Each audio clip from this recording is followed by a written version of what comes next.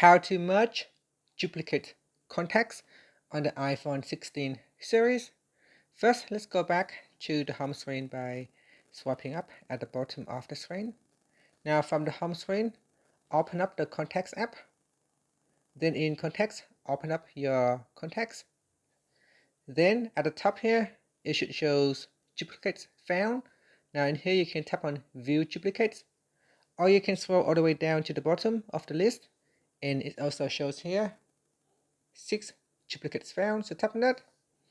From here you can either choose to merge all, or you can tap on each of these contacts here and merge them one by one.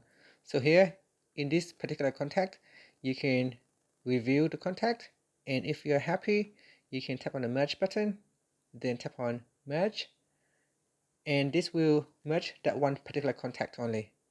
And if you want to merge them all, you can tap on the merge all button. And that's it. After that, we can swipe up to go back to the home screen. Thank you for watching this video. Please like and subscribe to my channel for more videos. Now you can also do the same in the phone application, and then tap on contacts and then scroll down and tap on merge.